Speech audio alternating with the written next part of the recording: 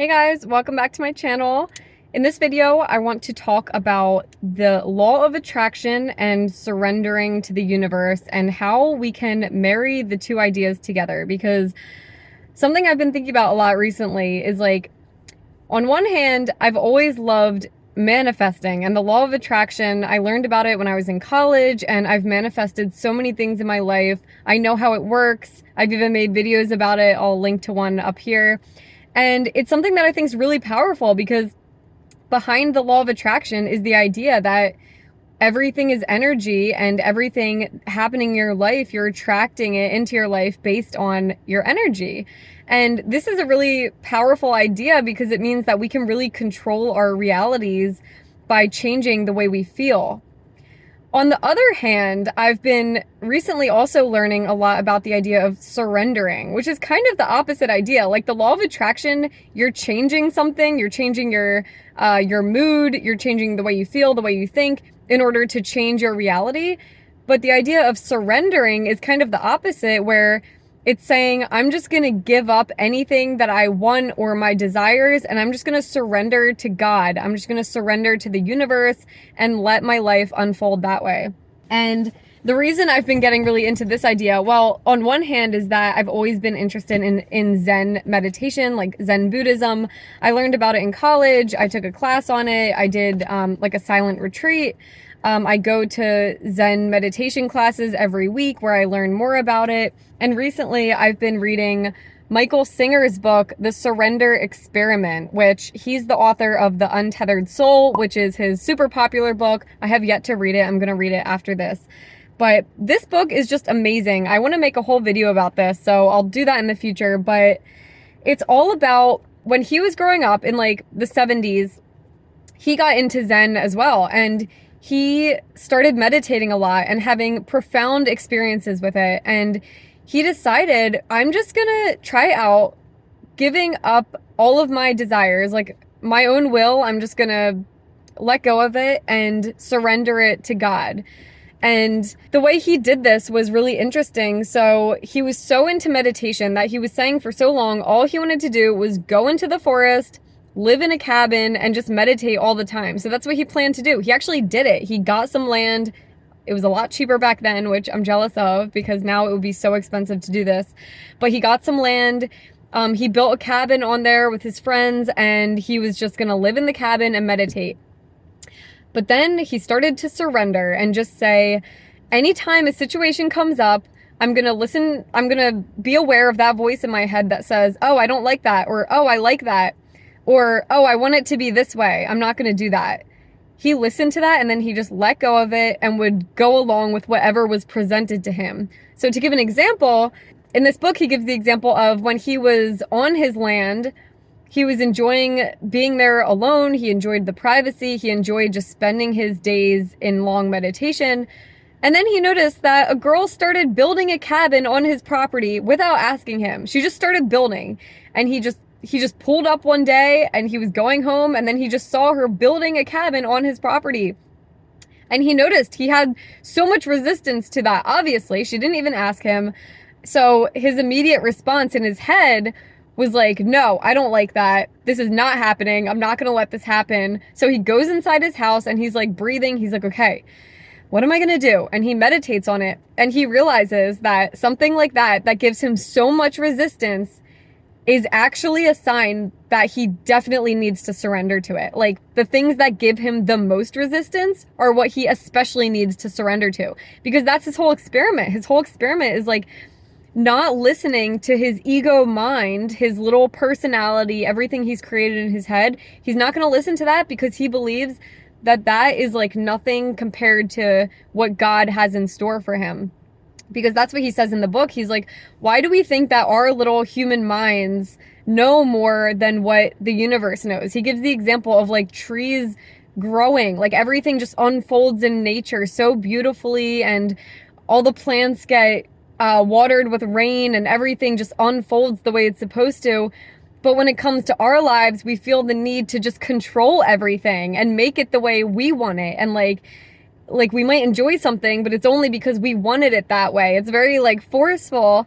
But that's why he's doing the surrender experiment and just letting things unfold. And it's so inspiring to see where that takes him, because you have to just read the book. I highly recommend it, but it's crazy. Like, so anyway, to go back to the story I was saying of the girl who built the cabin on his property, after he meditated on it, he went back out, he brought his tools with him, and he helped her build it. That's all he did. Not only was he just saying, okay, whatever, you can build it, he was actually helping her to do that. So he completely put aside his ego. He completely put aside all of his thoughts. It's funny, as I'm saying this, there's 2 dragonflies right in front of me, like swirling around my windshield. They're just hanging out, and now they're gonna go away as soon as I get the camera ready. Oh, there they are. Just so you can see how much they've been flying right in front of my windshield as I'm talking. That's so funny. But anyway, so that's his surrender experiment. And after he helps the girl build the cabin, it ends up being amazing. Like, so much happens, I can't even sum it up in this video, but basically that cabin ended up being a very important part of his future. He ends up hosting like spiritual leaders on his property thanks to having that cabin there. He ends up building a temple. He ends up starting like a construction company. Things just keep unfolding in his life, all because he's just allowing it to happen. He's not resisting anything. Any opportunity that comes up, he just takes it as that's God's will, and he just goes with it. It's kind of like the movie Yes Man, if you've ever seen that, kind of just like saying yes to everything. Basically just allowing things to happen and not listening to the voice in his head that says like, no, I don't want that to happen. So that's the surrender experiment. And obviously that's very different from the law of attraction, which is all about, I'm going to think about what I want, what I desire, and I'm going to bring it into my life by focusing my thoughts and my energy on having that.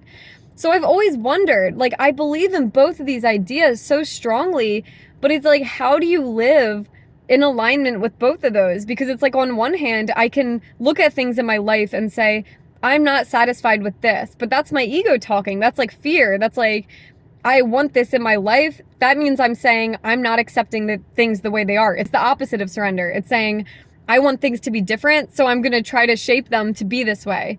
Whereas with surrendering, it's just being present and saying, everything in my life is great. I'm just going to accept everything as it is, and I'm going to accept everything that comes to me. So I was wondering about this, and I actually came across a video by Aaron Abke, and if you don't follow him, you should. He's a great YouTuber. He has so much spiritual wisdom and knowledge that he shares in all of his videos. He has so many good series, playlists. I highly recommend checking him out.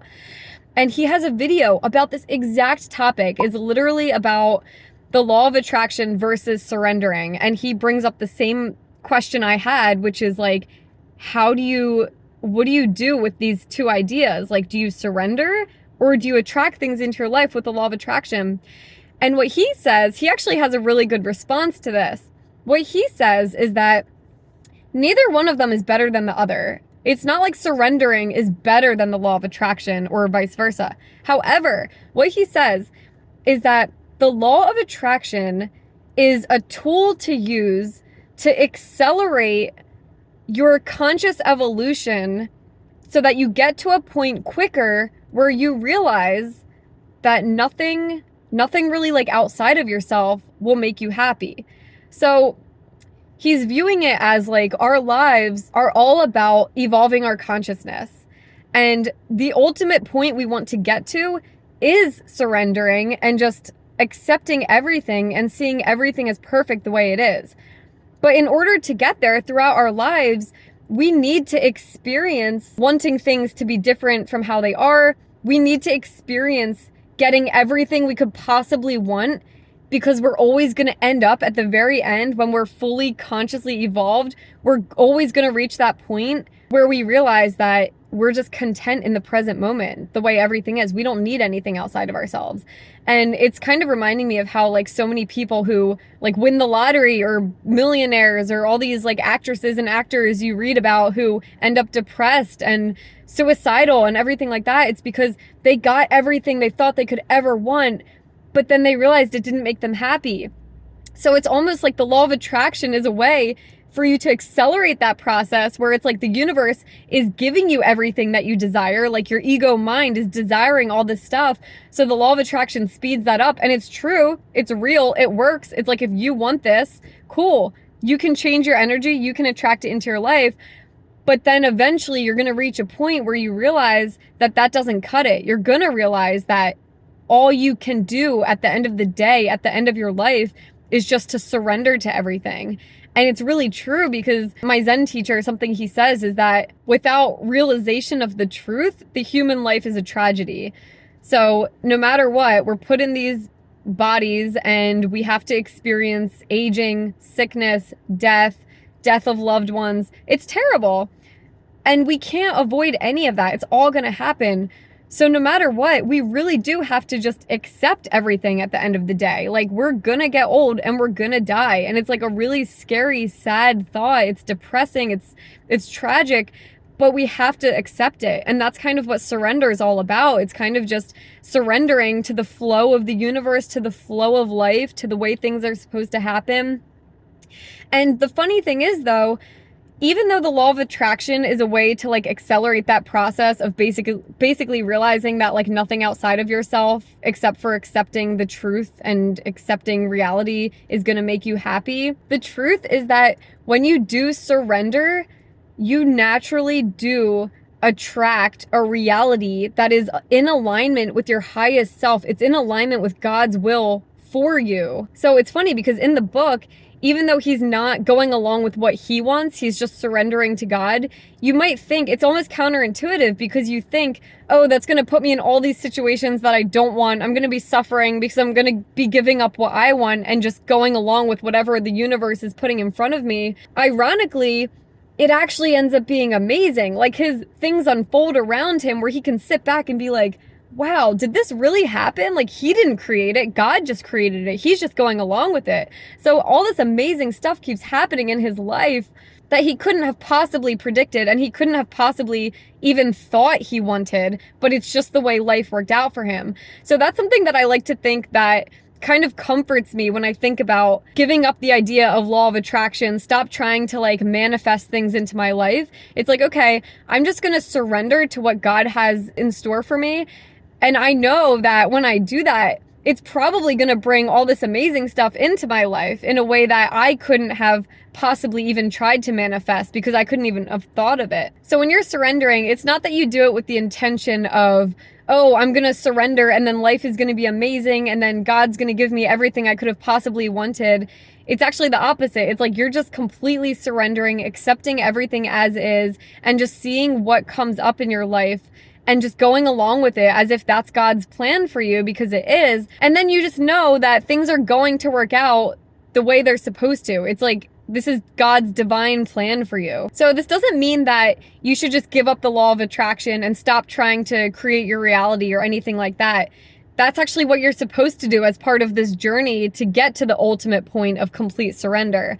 But if you're at that point where you've manifested things in your life and you're kind of like, I don't know what else I want, or I don't know what else I want to manifest, I kind of just want to give it up to God and see what happens, then I recommend reading the surrender experiment, figuring out how exactly he does it. It really just comes down to recognizing when you're in a situation and you have your own personal wants come up, you completely put them aside, you put aside the voice in your head, and you just surrender to whatever God and the universe is putting in front of you. And I actually have an example of how I did this recently. It's so funny. I was literally sitting outside my house, reading this book, reading the surrender experiment. And as I was reading it, my sister comes outside and she says, hey, do you want to go to this cookie speakeasy with me? It was basically like a speakeasy for this company that sells cookies.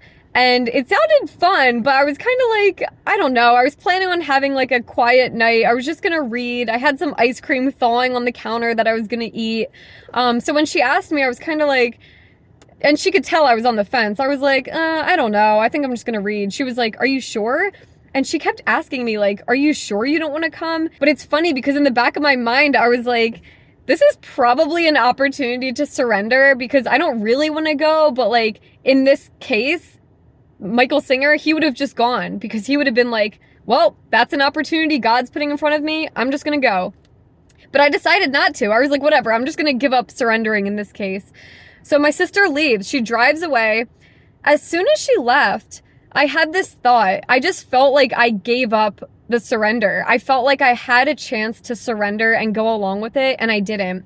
So after she left, I literally told myself, if she comes back, if she like forgot something in the house and she pulls back into the driveway to get it, I just had this thought. I was like, the only chance at this point I could go is if she comes back. So I told myself, if she comes back, I'm gonna go with her. Lo and behold, a few minutes later, she pulls back into the driveway. I was like, oh my God, I couldn't believe it. As soon as she opens the door, I was like, did you forget something? She was like, yeah. I was like, oh my God. And I told her, I was like, I literally told myself, if you came back because you forgot something, I'm gonna go with you. So she was cracking up. And I told myself, I was like, when I was thinking about if she came back, I was like, the only reason she would come back is if she forgot something important, like her phone or her purse or something. She literally forgot her wallet. She forgot like her whole purse. So I went with her. And the funny thing is, this is literally how it works in the book. This is how it will happen in your life. It ended up being such a fun night. Like, when I decided to go with her, I was like, okay, I just want to go for a little bit because I just want to come back and like read and chill. She was like, okay, yeah, we'll just go for a bit and then come back. We ended up spending the whole night out. We ended up picking up friends along the way. More people ended up coming with us. We ended up seeing fireworks. It was before the 4th of July, so it was very spur of the moment. We found out there were fireworks happening on like the waterfront. And like looking back at it, I was like, throughout the night, I was like, this is so funny that none of this would have happened if I didn't decide to go. Like, I would not have experienced any of this if I were to have stayed in my mind and said, oh, my plan for the night was to just read my book, and I thought to myself, oh, I'm gonna have a better night if I just stay inside and read and relax. But of course, when you give that up, when you give up what you think you want, the universe and God has this beautiful plan unfold for you that you couldn't even have predicted or thought of. So that's just one example I wanted to share with you of how surrendering is literally having real impact in my life, and it's something that I want to keep doing. It does take like training your mind, because you literally have to train yourself to shut down any desire that you have. So anytime something comes up and you say, oh, I want it to be like this, or I don't want it to be like this, if it ends up like that, you have to just go with it. So I encourage you to try out surrendering in your own life. And if you've thought about the law of attraction, but you've never done it before, I encourage you to try the law of attraction, because it's all ultimately serving your higher purpose, which is to evolve your consciousness. And if you haven't read this book, I highly recommend it. I could make a whole video about it, which I'll probably do. And yeah, I hope you enjoyed this video. Let me know what you think in the comments below, what you think about the law of attraction versus surrendering, or this whole idea of surrendering, or if you've ever used the law of attraction or surrendering in your life. I would love to hear it. If you want to see more videos like this, go ahead and subscribe, and I'll see you in the next one. Bye.